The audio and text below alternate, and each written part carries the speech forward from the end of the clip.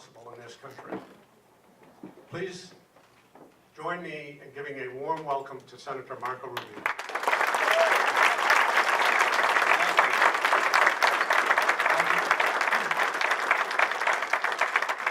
Well, thank you for being here tonight. I want to introduce you to my family who just came from that candy store, and so they may have to drop out a few minutes early once the sugar kicks in. So this is Amanda, who is my oldest daughter, and then Daniela, Anthony. The little one there is Dominic. Say hello, Dominic. Yeah. And then my wife, Jeanette, 17 years. And Jeanette and I have had a great stay here over the last couple of days and a lot of fun. Last night she said, I really like New Hampshire. We should move here. There's no sales tax. So it's been great. And we really want to thank you all for coming out tonight. I know we're now just days away from Christmas and the holidays. And for you to take time to be here and listen to me today, I'm really grateful. And I can't wait to get to your questions. I did want to start briefly by describing to you how I view this election. I don't view it as a simple choice between political parties.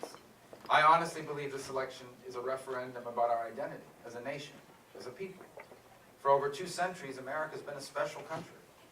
I think the one thing that makes it really special is it's the one place on earth where we tell everyone, you have a God-given right to go as far as your talent and your work will take you. We call it the American dream. It defines us as a people. And it's at risk. We today are on the verge of being the first generation in American history that are going to leave our children worse off than ourselves if we keep doing what we are doing now. The good news is we don't have to keep doing what we are doing now. And if we do what we need to do, we can leave our children and our grandchildren as the freest and the most prosperous Americans that have ever lived. That is a pretty stark choice between having children that grow up to be the freest and most prosperous Americans ever and having children that will be the first generation that inherit a diminished country. And it is with that sense of urgency that I entered this presidential race. Despite the fact that many people in the political establishment, the same ones that were against me 4 years ago when I ran for the Senate, came now and said I needed to wait my turn, I don't know what we would wait for. We can't afford another 4 years like the last 7.5. And that's why the time to act for us is now. And I hear the frustration in people's voice. I see it. The millions of people who feel out of place or in their own country, like if you're being left behind. You feel that way because the economy's changed. Because of technology, because of globalization, we've lost jobs that used to sustain entire communities. We lost them to machines or to another country. We have millions of people today that are underemployed, meaning they are struggling to make it paycheck to paycheck. They work as hard as they ever have, but it's not enough anymore. We have millions of young Americans that we told them their whole lives that they went to college and got a degree, they were guaranteed to at least make it to the middle class. So they did. And they even borrowed money to pay for it. And now they owe thousands of dollars in student loans and they can't find a job. But as president, I will deal with every single one of these things. We will rebuild our economy, and we will do it by unleashing private enterprise, by making America the easiest and the best place in the world to start a business or expand an existing one. And to do that, it's not the president that's going to do that. You're going to do that. The American private sector is going to do that. The people who start businesses out of the spare bedroom of their home are going to do that. And you're going to do that because we're going to make America the best place in the world to do it. Through tax reform, by limiting regulations, by balancing our budget, by repealing and replacing Obamacare. We do those things and we will... By the way, I don't like to brag, but this is an election, I'm going to brag just a little bit. I'm going to tell you that of all the people running for president, we are all against Obamacare. I am the only one running for president that has ever scored a victory against Obamacare. Because over the last 2 years, I was able to get the bailout fund in Obamacare defunded. This is a bailout fund that was going to take $2.5 billion of your money and give it to private insurance companies who lost money in Obamacare.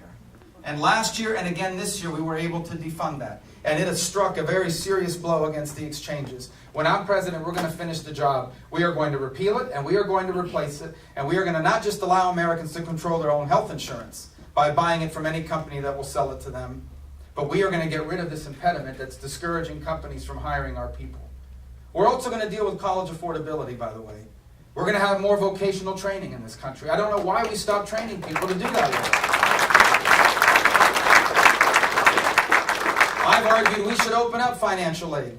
Not wait till people finish high school. While they're in high school, let them go to high school in the morning and use financial aid to go to trade school in the afternoon. And when they graduate, they don't just get a high school diploma. They're a welder. They're a plumber. They're a pipe fitter. They're a machinist. they're an airplane mechanic or a car technician, making $50,000 a year at 18 years of age. That sounds like a good plan for millions of Americans who today are stuck. The second thing that you hear from people is government has never been more out of touch. They're right, trust me, I work there. It has never been more out of touch with your lives than it is today. Things that make no sense. We have safety net programs, anti-poverty programs that have become a way of life. Or encourage people not to work and therefore trap them in poverty. We have a national debt at 18, 19, $20 trillion that our children are going to inherit. What generation in our history has ever done that to their kids? What we're about to do to ours. Leave them with $20 trillion or more in unfunded liabilities and debt. That's an outrage. We have a world that's more dangerous than it's been in a long time. And we are systematically undermining our military's capability to succeed with these ridiculous budget cuts that sadly even some Republicans have supported. Republicans running for president have supported these defense cuts. These defense cuts do nothing to help balance our budget. But here's what they're going to do. They're leaving us with the oldest and the smallest Air Force we've ever had. The smallest Navy we have had since 1915. The smallest Army we've had since the beginning of the Second World War. This is not a time for us to be diminishing our intelligence or our military capabilities. And if this is not the party of a strong national defense, there won't be a strong national defense party in the United States. These are the reasons why people feel government's out of touch. And we're going to deal with every single one of those things when I'm president. For starters, we will bring balance to our budget. That's why I support a balanced budget amendment to the Constitution. And that's why we're going to fix Social Security and Medicare and leave it exactly the way it is for current beneficiaries, but reform it so that it exists when I retire and when my children retire. We are going to deal with the anti-poverty programs. We'll have a safety net, but not as a way of life. When I'm president, everyone who is receiving assistance from government, unless they are permanently disabled, either has to be working or going to school. We can no longer have anti-poverty programs. And we're going to rebuild our military. These ridiculous budget cuts that are doing nothing to balance our budget, we're getting rid of them. And we will modernize our Air Force, we will modernize and expand our Navy, and we will have sufficient ground forces so that we're not being unfair to the men and women serving now, some of whom are being deployed longer and more often than ever because of how much we've reduced troop levels, not to mention training and readiness. And by the way, when we come home after taking care of us, we are going to take care of our veterans when I'm president.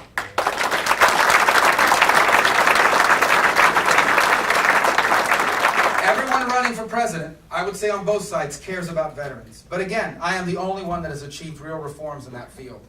Last year, I passed a law that gave the VA secretary the power to fire senior executives at the VA that weren't doing a good job. It's shocking that you need a law to be able to do that. Unfortunately, they've probably only fired 1 or 2 people, and those are on appeal. Meanwhile, they've given out dozens of bonuses. This year, I'm trying to pass another law that says this time you can fire anyone who's not doing a good job. And there are people at the VA that are doing a good job. And it's not fair to them that people that are not doing a good job are protected in this way. When I'm president, we are going to have accountability at the VA. And the VA benefits are going to follow the veteran. Not the veteran have to follow the benefits.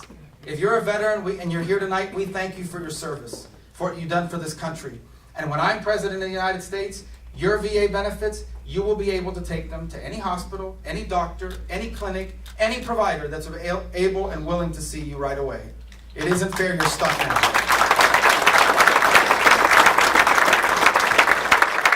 The last thing I hear from people is, it feels like America is a nation in decline. That is our reputation around the world. Part of it comes from a president that apologizes for us. And part of it comes from what our enemies are doing to us, and our adversaries are doing to us. The Chinese go all over Asia saying America's a stagnant country. They're an old power. They're in decline. The Russians say the same thing. ISIS says even worse. They're going to fly the black flag of ISIS over the White House in these videos that they taunt us with.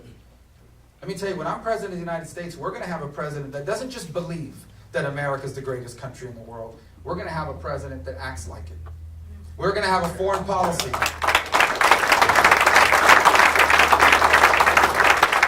We're going to have a foreign policy of moral clarity where our allies know they can trust us and our adversaries will know not to test us. And we are going to teach our children in this country the truth that this, the United States of America, is the single greatest nation in the history of all mankind. It's worth fighting for, it's worth protecting, and it's worth them inheriting the same kind of country that our parents left for us. And we will do that when I'm president. Now, these things are difficult. Everything I just pointed to, none of them are easy. But we have it within our reach to fix every single one of them. But we have to do it now. What's being asked of us is no different than what every generation before us was asked to do. This country has never had it easy. Never had it easy because what we have in America is special. And anything that is special is hard. And so for 30 some odd years, each generation throughout our history has had to confront great challenges. And they did. Now it's our turn. Now the time has come for us to do our part. Now the time has come for us in this election, at this moment, in this generation, to confront and fix our challenges once and for all. And if we do that, then our children and our grandchildren will be the freest and most prosperous Americans that have ever lived. The American dream that changed my life and your life and the world won't just survive. We can expand it to reach more people and change more lives than ever before. And the 21st century won't just be as good as the 20th century. It will be better. It will be a new American century. And it is with this sense of urgency, but also excitement about the opportunity before us, that I come here tonight to ask you for your vote. I will work hard every single day, if you would like me, not just to keep you safe, but to do what it takes to ensure that when our time here is done, history will say that this generation was the author of the greatest chapter in the amazing story of America.